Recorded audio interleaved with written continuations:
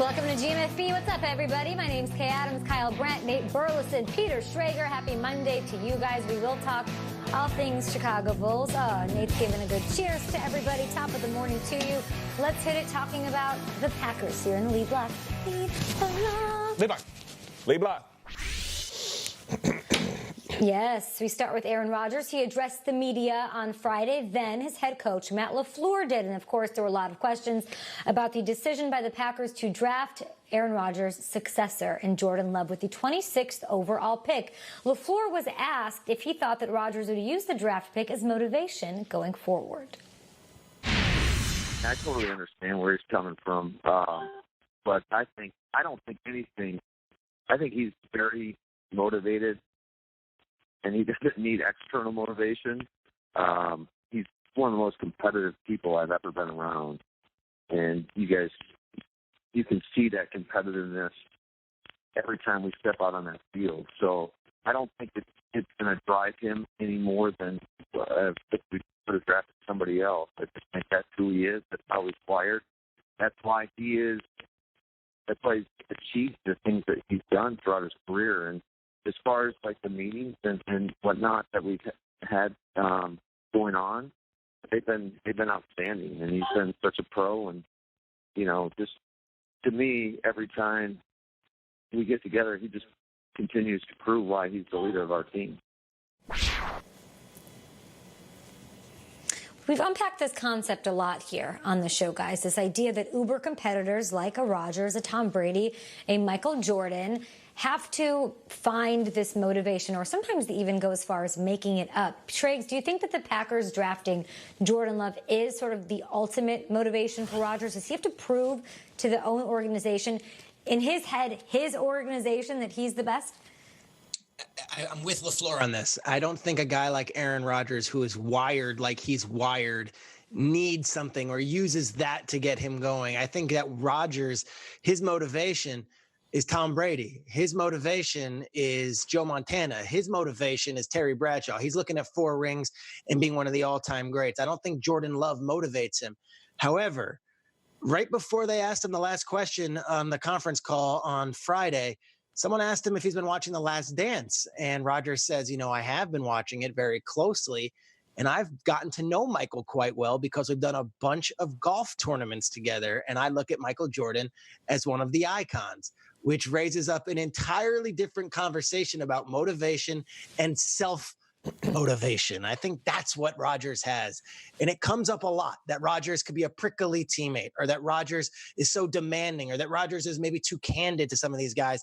And he's had multiple teammates come out in the past few months say, yeah, Rodgers and Jordan, there's not that big a difference. Like Scott Tolzien has come out and said, like, that's what Rodgers was. He loved you off the field, but he also demanded it from you.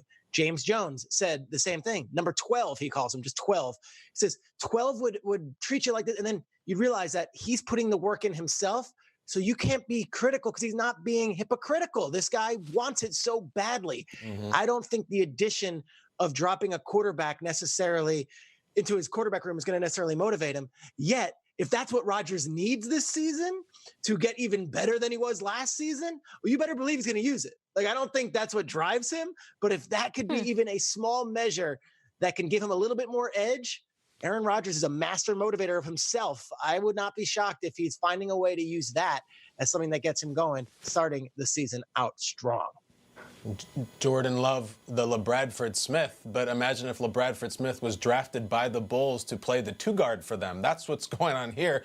I think Rodgers' motivation is to ruin the Packers' plan and have to be undeniable and to play out his contract. I found myself wondering, what if Rodgers is that fantastic that the Packers have to move on from Jordan Love? Has it ever happened before that a quarterback's been taken in the first round and never been given the reins? It sure has, guys. 1992, the Broncos drafted Tommy Maddox, a quarterback, in the first round. This is the heart of the Elway era. John Elway was pissed. He wanted them to take the receiver, Carl Pickens. Tommy Maddox got on the field only because of injury, and the Broncos traded him away after 2 years and went back to work with Elway. We know how that ended up. 1997, Steve Young is the franchise quarterback for the 49ers. What did they do? They drafted Jim Druckenmiller, guys, in the first round. Again, a first-round pick. Only got on the field because of injury. Guess what? 2 years later, after he throws a touchdown to J.J. Stokes, they traded him away and went back to Steve Young, who was still that good, still in the playoffs, still making it happen. Rodgers' absolute best possible scenario is he's Rodgers for 2 years, Rodgers for 3 years, however long it takes. And suddenly you're hearing good rumors about Jordan Love's good students of the game and playing well.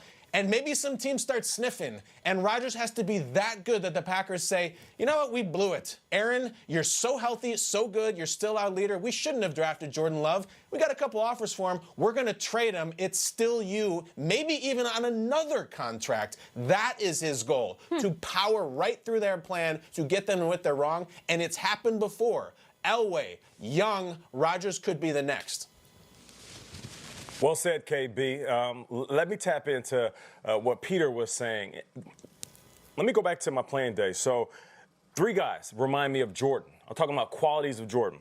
Tom Brady, Drew Brees, and Aaron Rodgers. Guys that I played against now. When it's Tom Brady on the field, 2 minutes left, that's like Jordan having the ball in his hands. And it's 10, 9, 5, 4, 3, 2. You just have this feeling that Tom Brady's going to, you have this feeling that as soon as that leaves his hand, Jordan's going to make that shot. Drew Brees, the way he steps up in the pocket, his willingness to step into the chaos, one of the best ever. At his size, being able to step up in there and make that, that's like Jordan stepping up into the hole. You know what? I'm going to take this shot by the Pistons. I know these guys want to be physical. I get it. They want to bang, but I'm going to step up in there. I'm going to try to get this layup.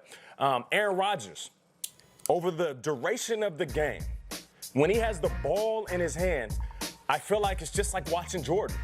You just know something special is going to happen. And I've always thought that about Aaron Rodgers. That's why I've always been a big fan.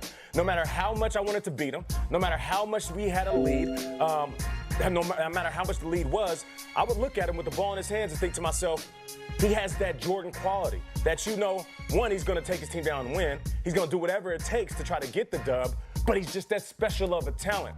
So the notion that Aaron Rodgers has to prove anything is just ridiculous. I don't think he has to prove anything to the organization.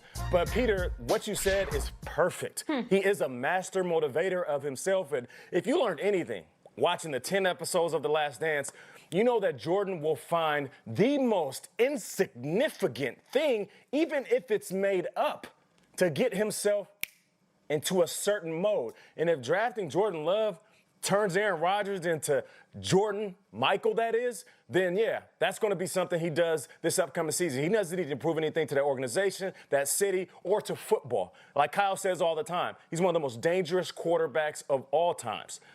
Now he just has a quarterback behind him that could possibly take his position, which is motivation in itself. I don't think he needs this as motivation at all, and I disagree with you, Nate. I think a lot of people would. He has 1 ring. He's not Michael Jordan.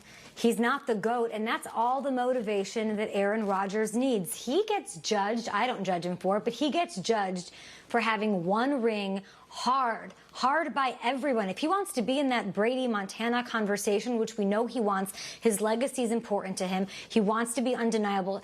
Being the most dangerous quarterback of all time isn't enough probably for Aaron Rodgers, and if he is this master motivator that you guys are all talking about, that's way more motivation. That blows Jordan Love at 26 out of the water. It's the fact that he needs and wants another ring and that he's not Tom Brady.